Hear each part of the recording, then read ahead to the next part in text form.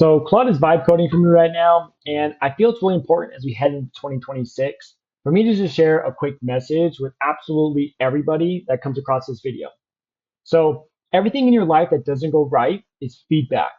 So your relationships, your finances, your business, everything in your life that is not how you want it to be is an illustration and a reflection of you. Okay, so it doesn't matter what happens to us. All that matters is how we respond to it. And how we respond to it is going to reflect the depth of internalization that we take on those events and those outcomes. So when life doesn't go right, when life isn't fair, when we fail, when we mess up, listen, nobody's perfect. We're all imperfect. It's the human experience. It's what we choose to do with it and the level and the depth and the degree of accountability that we are willing to take. So I'm such a strong proponent of taking extreme ownership. So Jocko Willink's, his book changed my life. And listen, I make mistakes, you make mistakes, we all make mistakes. Okay, people support us, people help us. There's miracles that happen constantly. But the degree of those miracles and the degree of the support and the degree of the people that bet on you and bet on me is correlated to the degree in which we take extreme ownership and we bet on ourselves. You're going to be in the same cycles year after year if you keep making everything everyone else's fault, if you keep blaming external factors.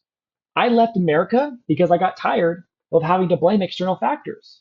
And the reality is it was my fault. I'm a felon. Okay. It's not I travel the world and I have more freedom than I ever had before. I got my first housing since 2009 in 2024 by moving to Mexico. And that was because it was my fault. So what did I do? I took what I was experiencing, I found a solution, and I also at the same time realized that everything was my fault, even if it's not fair. And so after spending 19 to 28 incarcerated, all but 11 and a half months, I'm just saying like a lot of wasted years, a lot of bad decisions, a lot of, unforeseen future consequences that I'm still paying today. I've still been able to pick myself up and keep going. I didn't get where I'm at alone. You didn't get where you are at alone either.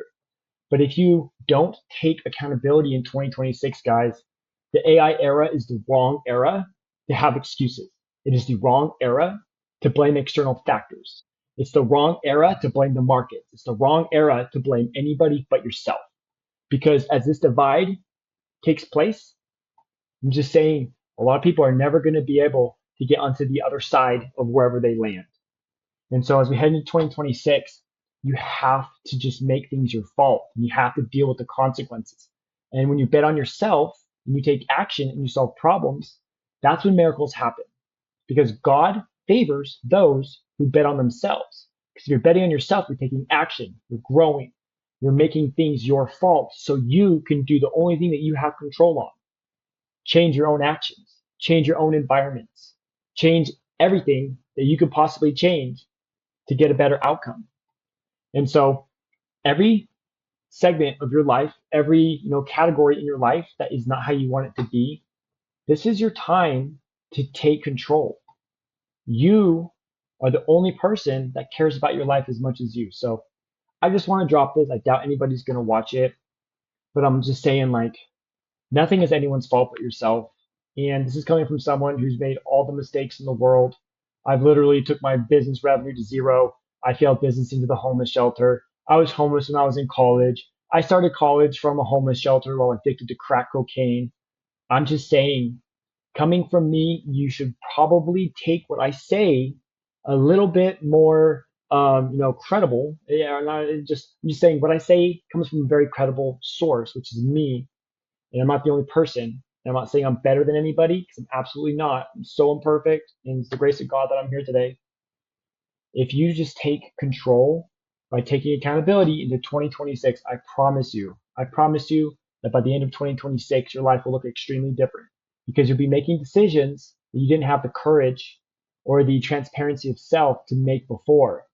When you stop blaming the externals and you start blaming the internal, that's where you start to reflect different decisions. And that's where you start to take, different actions. That's where you start to do things differently. But you'll never do things differently if you're always blaming other things. And it's a process. It doesn't happen overnight, but it's a reframe. It's a mindset. It's a life lens that you put on and you start to look at things and say, okay, how is this feedback for myself? So this year was a rough year for me. My revenue dropped by like 30 to 35%. Okay. I'm just saying, like, I completely got thrown curveballs. And guess what? They were all my fault. Okay. They're all my fault. And so when I was in college and I was homeless, taking 18 credits, working 70 hours in the factory, couldn't get housing, guess what? It was shitty and it sucked, but it was my fault. Even though the actions were made like 7 years earlier, 5 years earlier, it was still my fault.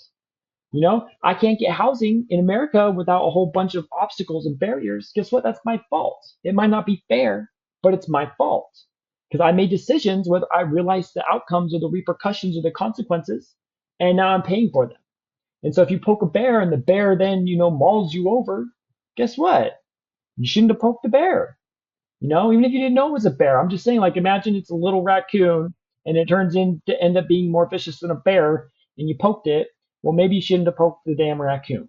So at some point in your life, whether it's a succession of decisions or a singular decision, you made choices you shouldn't have made. I made choices that I shouldn't make. But when I look at the outcomes of those decisions, I'm constantly asking myself, where did I go wrong? What could I have done differently? And so I'm just saying the scalability of your life and the scalability of your ambitions is correlated to your willingness to look inside and then use that realignment to project and externalize a different reality. And for a lot of you, you got to understand the principle of leaving the land of unbelief. You've got to leave the land of unbelief. You got to break away from home. You got to break away from everybody that knows you of who you were. You have to go recreate your identity in a new land where nobody can project. Because the reality is, from like a quantum physics to a metaphysical level, this world is a reflection. And it's like a multiverse of everybody's different projections all playing out at once. And think of the laws of attraction.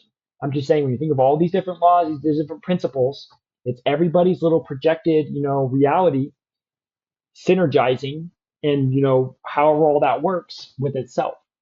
And so I'm not an expert on it, but I can tell you from my experience that it is so freaking true.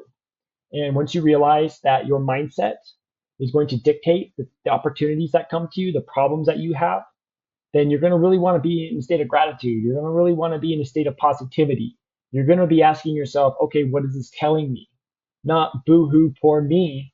What is this telling me? Because if I was who I needed to be where I wanted to go, I would be there. And so since I am not there, who do I need to become? And what are these life experiences teaching me that I need to do differently? So all of our sufferings, all of our pain, all of the things that we have to do, you're going to have to sacrifice and you're going to have to suffer and you're going to have to make hard decisions. And the quicker that you understand that, the less pain that you're going to have to experience. And how many times do you want to repeat a cycle of suffering and just, things that are not pleasant to experience? How many times do you have to get burned to be like, oh, hey, maybe I shouldn't do this anymore. Maybe I should do something differently. And so the more attentive you are to the feedback that life is giving you, the faster you're going to move, the more God is going to bless you, the more you're going to be favored, and the more other people are going to want to see you win. Nobody wants to see a victim win in a sense of they're going to go out of their way to help them. People have a limited capacity. You have to understand this. So if they can only help or support X amount of people, they're probably going to support the people who are betting on themselves, the people who are taking action, the people who are growing, the people who are willing to sacrifice and suffer to become that version of themselves that they aspire to be, to live the life that they want. Because you have to be to become. So first you have to embody it. First you have to, make those internal adjustments, and then your external can reflect that. And you really have to understand this. And if I had understood this a decade earlier, I would like to think that I wouldn't have experienced so many, stupid repercussions for my decisions, and whether they were fair or not, it doesn't matter. I went to federal prison for somebody else's crime. But guess what? That's what I get. That's what I get. I was playing with fire and I got burned. And sure, it was unfair, but it was my fault. Okay? And so once you start to understand that everything in your life is your fault, and even the unfair things are your fault, you empower yourself to change. You empower yourself to make new decisions. You set new boundaries, you make new decisions, you strategize things a little bit differently. You're less emotionally reactive. You have a new lens because that's what that feedback is telling you it will increase the probability of a more desired outcome. So life's all about probabilities, guys. It's the goal is to increase the probability of a desired outcome and to decrease the probability of an undesired outcome. Nothing is definitive. It's literally just probabilities, and it's almost like an equation of variables based on your inputs that create outputs, and your environments, your actions, your thoughts, your goodwill, all those things. It's like this little algorithm working in the background that we can't see, and then this is where we're getting to like quantum physics and metaphysics and all these different principles that we can't tangibly measure that then create positive outcomes that we're desiring. And so you have to make new decisions, you have to go to new places, you have to do new things, you have to be in states of discomfort. So just like they always say, everything you want is on the other side of discomfort. you know Everything you want is on the other side of sacrifice. So you have to suffer and you have to sacrifice and you have to be uncomfortable to live what you actually are desiring to live. Because otherwise, your actions and your inputs would have already equated to that output, but they're not, and they don't, and that's okay. It's the human experience. God knows our hearts and directs our steps. That's literally what that means. And your heart is a reflection, or your thoughts are a reflection of your heart. And your heart is your values, your morals, and your principles that you live your life by. And then those go into your thoughts, your actions, and your words. So I'm just saying, if you start from the heart and you readjust the heart, and then you readjust your mindset and your perspective and the negativity and the positivity and the ratios within all of that exists, your mind is going to start speaking. Your mouth is going to start speaking life into this world, into your reality. And so if you watch this all the way through, I promise you there's nothing that you cannot overcome. I have not had the hardest life. I'm so grateful to not have had adversities that I see other people have. However, at the same time, I can tell you from my own adversities, from my own trials, my own struggles, from my own odds that I have had to defy with the grace of God and with the support of other people.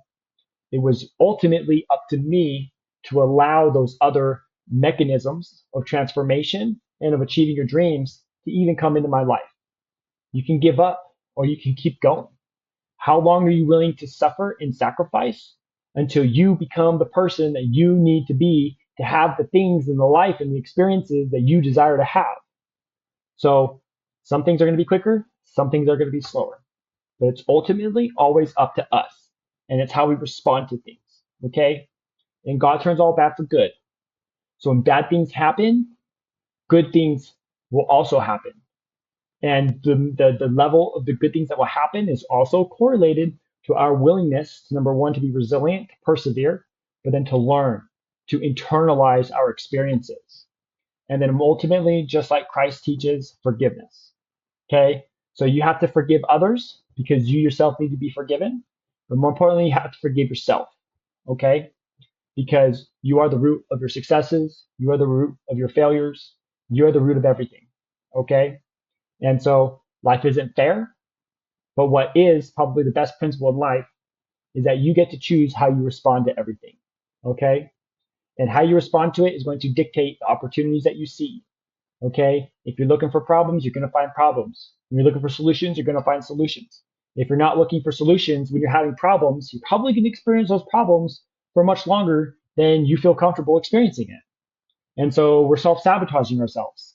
And I have learned this through immense suffering and immense sacrifices that I've had to make that I probably didn't need to make to the degree that I had to experience. And so there's just one thing I can share with you all as we go into 2026 is everything starts with you and everything ends with you. And I just want to really emphasize this. God favors those who bet on themselves. And in this world, it is not hard to stand out.